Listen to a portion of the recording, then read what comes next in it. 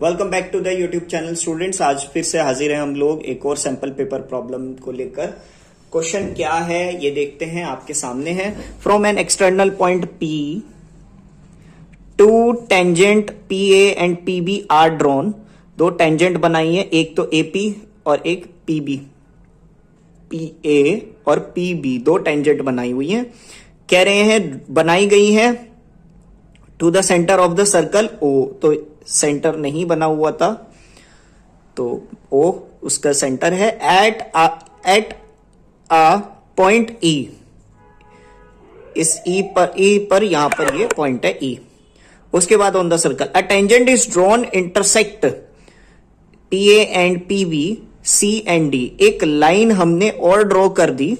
तो figure question पढ़ने के साथ साथ मैं इसका जो है फिगर भी आपको समझा देता हूं। देखो इन्होंने दोबारा से बताते हैं आपको। ये कह रहे हैं सबसे पहले from an external point P to tangents.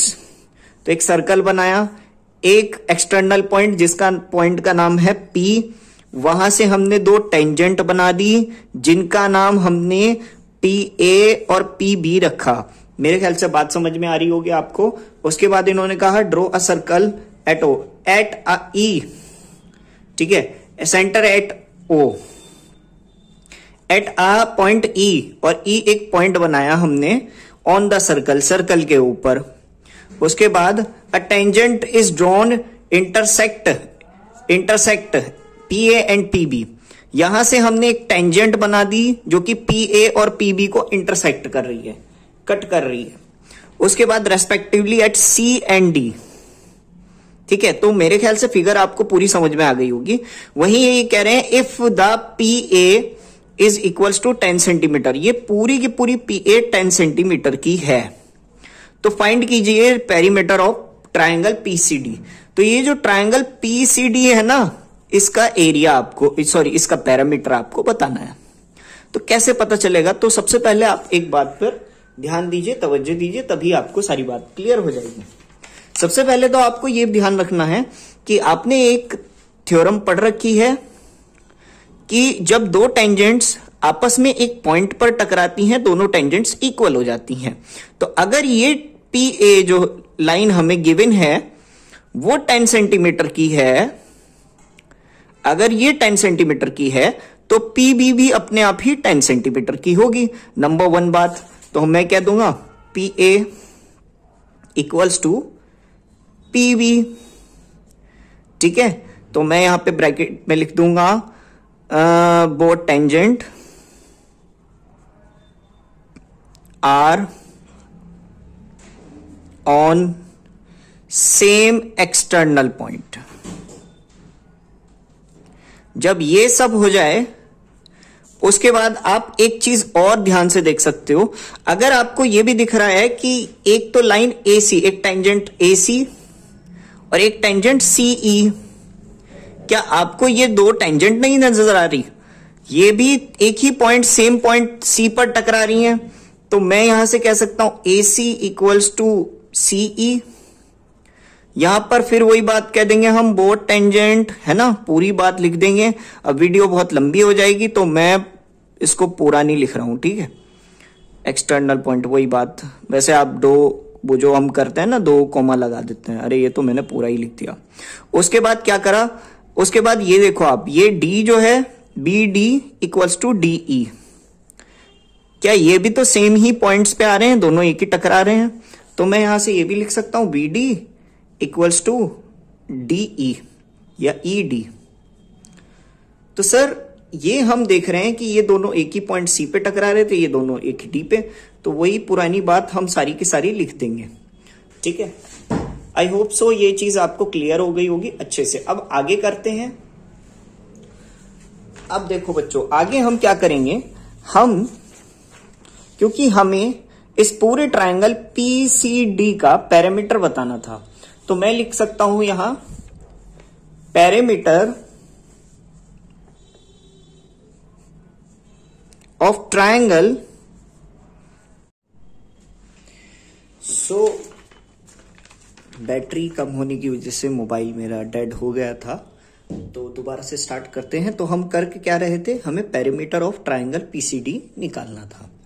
अब बच्चों आप इस ट्राइंगल पीसीडी का जो पेरीमीटर होगा वो क्या होगा, वो होगा सर पीसी।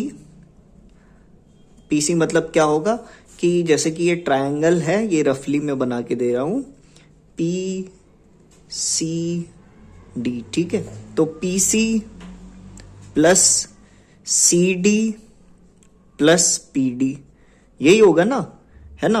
अब बच्चों एक बात बताओ मुझे, पीसी प्लस, अब ये सीडी जो है ये दो लाइन से मिलके बन रही है।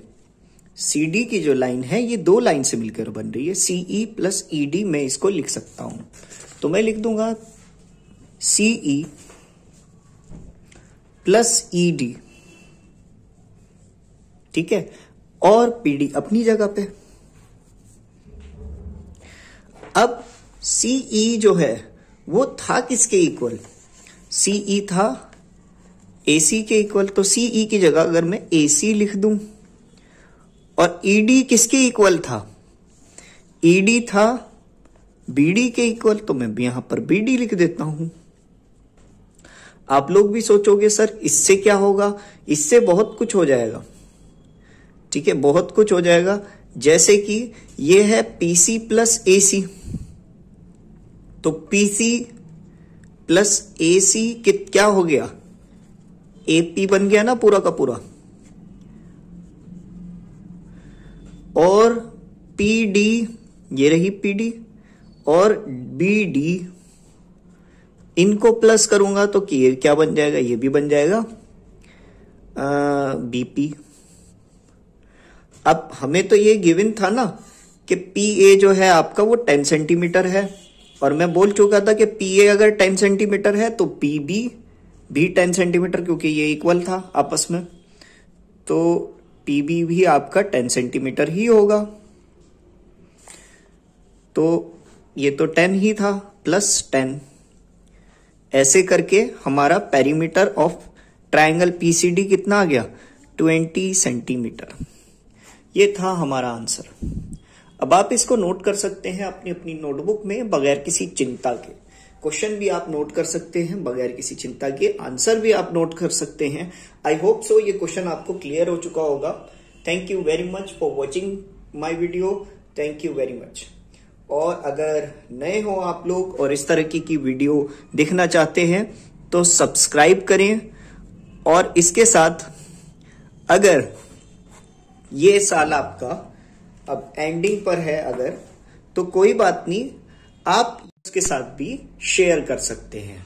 अगर आप ऐसा करते हैं तो उनका भी प्रॉफिट होगा, उनका भी फायदा होगा, क्योंकि हम लोग जो है एनसीईआरटी के ऊपर भी वीडियोस बनाते रहते हैं। ठीक है, thank you very much, thanks for watching.